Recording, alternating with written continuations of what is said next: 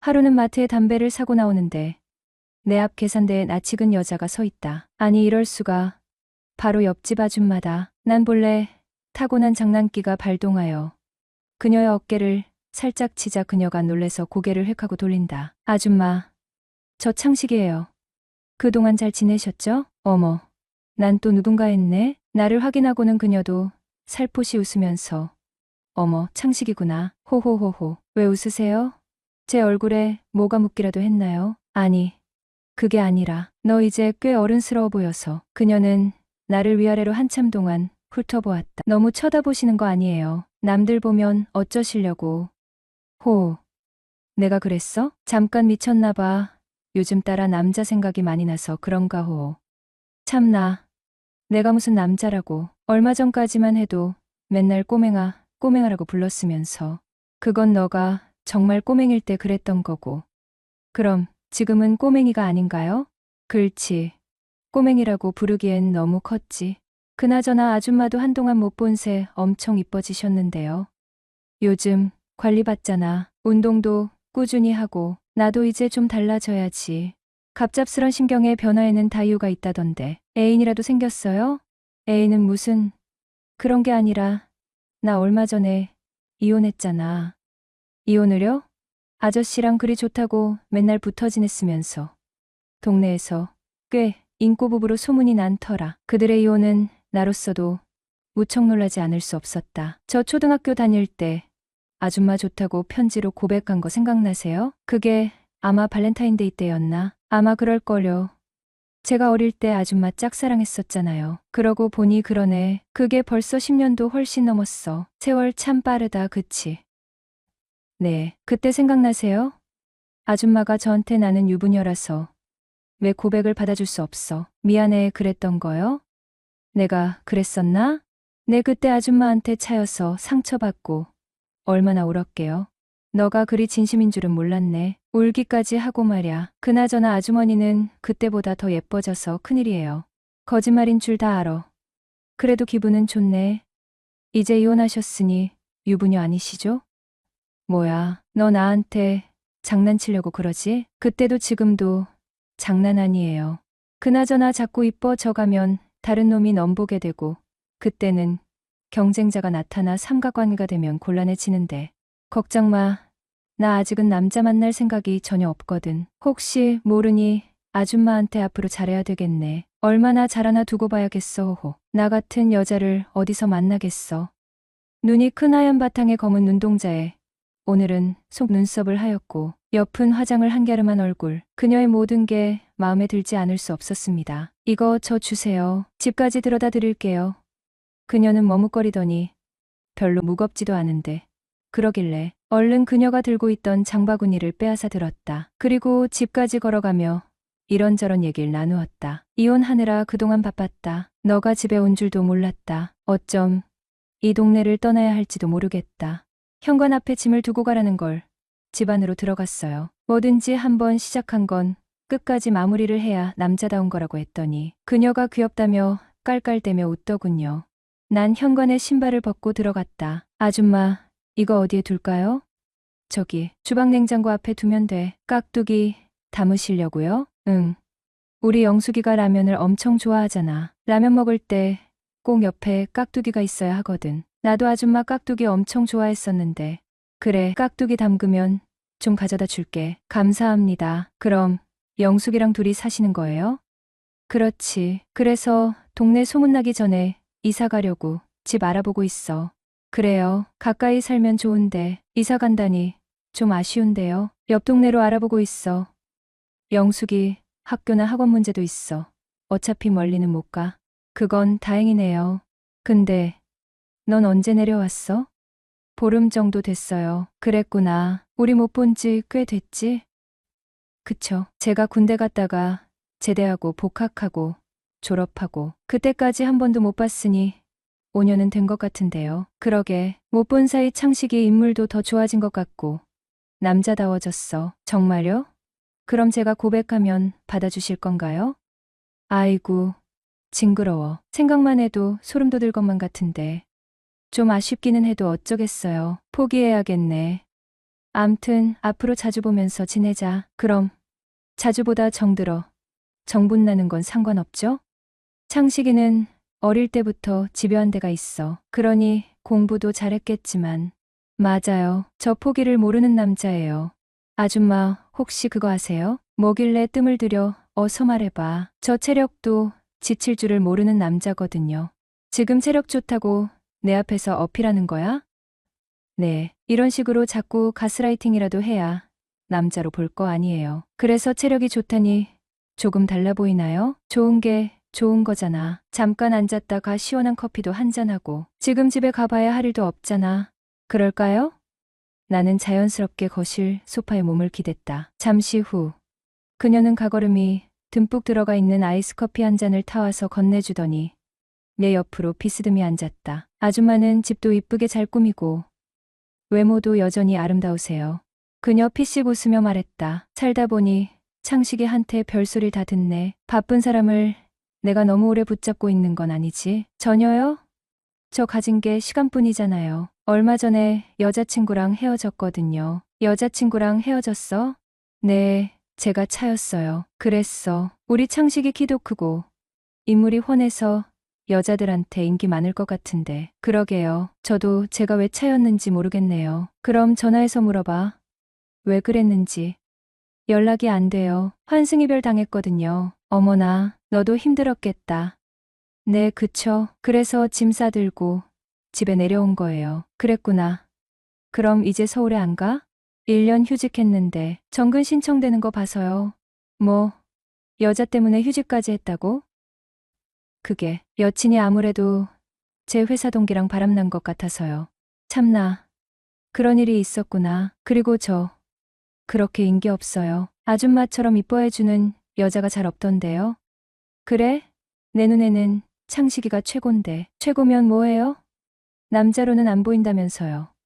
그녀가 아무 말 없이 살며시 미소를 짓고 있길래 나는 그녀 얼굴을 뚫어져라 봤다. 민망하게 아줌마 얼굴을 왜 그리 쳐다봐. 뭐 어때서요? 쳐다본다고 닳는 것도 아닌데. 그래. 실컷 봐라 실컷 봐. 우리가 이럴 때 아님 언제 또 보겠어. 이참에 나도 창식이 얼굴이나 제대로 한번 봐야겠네. 창식아, 혹시 내일 시간도 괜찮아? 왜요? 저야 남는 게 시간이죠. 잘 됐네. 내일 부동산에 집 알아보러 가는데 같이 갈래? 제가 애인도 아니고 남편도 아닌데 왜 같이 가요? 너 이럴 거야? 아줌마가 부탁할 사람이 없어서 그래. 요즘 전세 사기니 부동산 사기니 말도 많잖아. 혼자 가기 무서워서 그렇지. 그녀의 말에 피식 웃으며 장난스럽게 물었다. 그래요. 그럼 저한테 뭐 해주실 건데요? 너 자꾸 치사하게 그럴 거야? 세상에 공짜가 어딨어요. 그녀는 한숨을 쉬며 물었다. 그래. 그럼 말해봐. 뭘 원하는데? 데이트권이요. 데이트권? 네. 저랑 일주일에 한 번씩 석 달 동안 단둘이 데이트하는 조건이요. 어때요? 석 달이나. 조건이 너무 심한 거 아니야? 심하긴요. 총각이 아줌마 데리고 놀러 다니면 아줌마도 좋은 거죠? 그녀는 한참을 고민하더니 결국 웃으며 말했다. 그래. 알았어. 그렇게 하지 뭐. 아싸. 너무 쉽게 넘어오니 재미없는 걸. 뭐야. 자꾸 놀리기야. 그렇게 다음 날 그녀와 함께 부동산을 가기 위해 만났다. 그녀는 화사한 하늘색 원피스에 살색 스타킹을 신고 있었다. 왜 이렇게 예쁘게 하고 나왔어요? 뭐, 평소처럼 하고 나온 건데. 창식아, 너가 운전할래? 네, 그러죠. 일주일 동안 함께 부동산을 돌아다니며 집을 알아보았다. 카페에서 차도 마시고 가끔 저녁도 함께 먹었다. 마치 데이트를 하듯 자연스럽고 편안한 시간이었다. 창식은 문득 생각했다. 그녀와 함께하는 이 시간이 생각보다 나쁘지 않다고. 올해 33살 남자입니다. 몇 개월 전에 5년 넘게 다니던 회사를 휴직하게 되었어요. 그만둔 이유는 입사 동기였던 여친 때문이었죠. 1년 넘게 잘 만나오다 뜬금없이 헤어지자고 하더군요. 이유를 물어도 말해주지 않고 헤어지자는 말만 메시지로 보내왔더군요. 이후 제 연락도 받질 않았고요. 어쩌다 회사에서 마주치면 모른 척을 하는데 그게 너무 슬펐습니다. 나중에 들리는 소문에 저랑 가깝게 지내던 직원과 사귄다는 말이 제 귀에 들여왔고 상황을 한번 돌이켜보니 환승이별 당한 게 분명했습니다. 믿어왔던 사람들에게 배신을 당했다고 생각하니 회사 다니기가 너무 괴로웠어요. 그래서 회사에 휴직 신청을 하고 고향으로 내려왔죠. 여자친구와 헤어지고 슬픔에 빠져 있는데 그날은 마침 비가 많이 내리고 기분도 안 좋아서 혼자 방구석에서 치맥 한잔 하려고 슈퍼에 맥주를 사러 갔는데 거기서 옆집 아줌마 진숙 엄마를 만났던 겁니다. 마치 운명처럼 말이죠. 그녀가 저희 첫사랑 상대였거든요. 저를 보더니 와락 껴안으며 반겨주셨어요. 어릴 때부터 저를 아들처럼 챙겨줘서 그녀의 집을 내 집 마냥 드나들며 가깝게 지냈거든요. 그러다 제가 사춘기가 오면서부터 멀어졌고요. 그때는 너무 순진해서 아줌마 눈만 마주쳐도 부끄러워 도망을 가고 숨고 그랬거든요. 아줌마가 뭐 사러 왔냐길래 심심해서 간식거리나 사러 왔다고 하니 몸에도 안 좋은 걸 뭐하러 먹냐며 안 그래도 비가 와서 부침개 할 거라고 그거 먹으러 오라더군요. 그래서 저는 아닙니다. 치킨도 한 마리 시켜놨고 혼술하고 낮잠이나 자야겠다고 했더니 그녀가 혼을 내시더군요. 오랜만에 만났는데 무슨 혼술이냐고, 아줌마 안 보고 싶었냐고? 그러대요. 엄청 보고 싶었죠. 솔직히 그녀는 내 눈에 여전히 이뻤거든요. 그래서 살짝 설레기도 했네요. 근데 왜 연락 한 번 안 했어? 하하, 어릴 때 아줌마가 저 상처 준 거 기억 안 나세요? 내가 언제 저 아줌마한테 고백했다가 차였잖아요. 호호, 그것 때문에 연락 안 했다고. 그럼요, 남녀 사이는 확실히 해야 되는 거잖아요. 참나, 너가 그렇게 말하니 어이가 없네. 장난이고요. 사실 훨씬 더 멋진 모습으로 아줌마 앞에 나타나고 싶었거든요. 그렇게 그녀의 짐도 들어줄 겸 그녀를 따라 집으로 갔죠. 그녀는 내가 유치원생 때부터 알고 지냈으니깐 벌써 20년이 훨씬 넘었네요. 근데 아줌마가 5년 전부터 남편과 주말 부부로 지내오다 얼마 전 이혼을 했다고 하더군요. 그 말을 들으니 내 마음 깊은 곳에서 뭔가 끓어오르기 시작을 하더군요. 이제 유부녀가 아니네. 겉으론 위로하는 척했지만 속으론 좋았어요.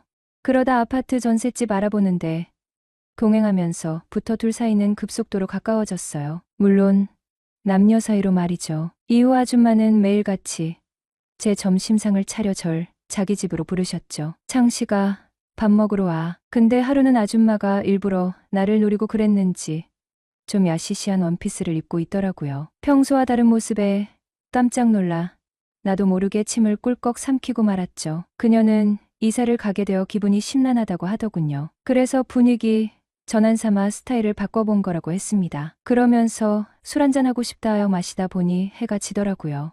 진숙이는 언제쯤 들어오냐 물었더니 친구들과 서핑하러 갔다나? 암튼 동해 쪽으로 여행을 갔다고? 오늘 집에 안 들어온다고 그러더라고요. 그래서 아줌마도 대낮부터 저랑 술을 드신 듯 했어요. 그리고 술에 취한 아줌마가 여자친구랑 왜 헤어졌냐고 집요하게 물어보셨어요. 그냥 솔직하게 1년 넘게 만나오다 보니 재미가 없어 차였다고 말했죠. 그랬더니 정확히 언제 헤어졌냐? 어떤 스타일 여자 좋아하느냐? 이것저것 물어보시더라고요. 솔직히 한잔하고 무릇한 생각도 했었고 술 기운에 거침없는 드립을 사정없이 날렸습니다. 사실은 여친이랑 속궁합이 안 맞아서 헤어진 것 같아요. 정말? 얼마나 안 맞았길래 그걸로 차였어. 갑자기 그녀가 눈이 커지더니 진지한 모습으로 집중하는 게 보였어요. 아줌마, 이런 얘기 좋아하세요? 그럼, 나 야한 얘기 엄청 좋아해. 그냥 제가 여자 경험이 별로 없어서 여친한테 부족했나 봐요. 대충 알겠다. 뭐려, 몇 마디 하지도 않았는데 안 봐도 견적이 딱 하고 나오잖아. 문제는 바로 너야. 창식이 너의 자신감 없는 지금 모습만 봐도 둘 사이가 뭔지를 알겠다. 서로 취향이 너무 달라. 그렇다고 한쪽이 양보해서 맞춰주는 것도 아니고 말야. 내 말이 맞지? 네, 서로 자존심 때문에 싸우기 바빴죠 뭐.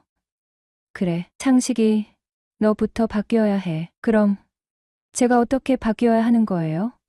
디테일한 얘기까지 하며 여자들은 어떤 걸 좋아하느냐, 뭐가 가장 문제냐 등등 물어보기 시작했습니다. 아줌마는 자기가 선생님이 된 양 설명해주기 시작하면서 대화의 농도는 점점 깊어져만 갔고 서로의 비밀 친구가 되어주기로 했습니다.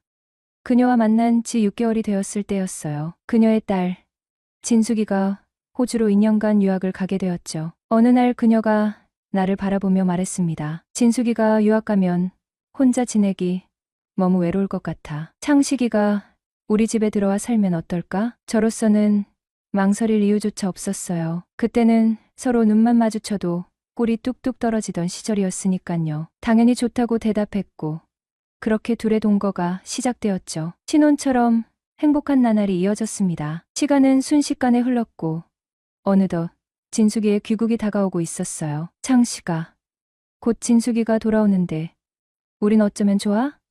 난 너랑 떨어져 지내기 싫은데. 저 역시 같은 마음이었어요. 떨어져 지내게 된다면 더 이상 인연이 이어지지 않을 것만 같았거든요. 진숙이의 귀국이 다가올수록 불안함과 설렘이 교차했어요. 하지만 더 이상 뒤로 물러설 수 없었죠. 사랑을 감추며 불안 속에 살기보다는 손을 맞잡고 세상 앞에 서기로 했거든요. 주변 사람들이 어떻게 받아들일지는 알 수 없었지만 서로의 마음을 확신한 이상 당당히 우리의 관계를 밝히기로 했습니다. 남들이 어떻게 보든 상관없다. 우리가 행복하면 그걸로 충분하다.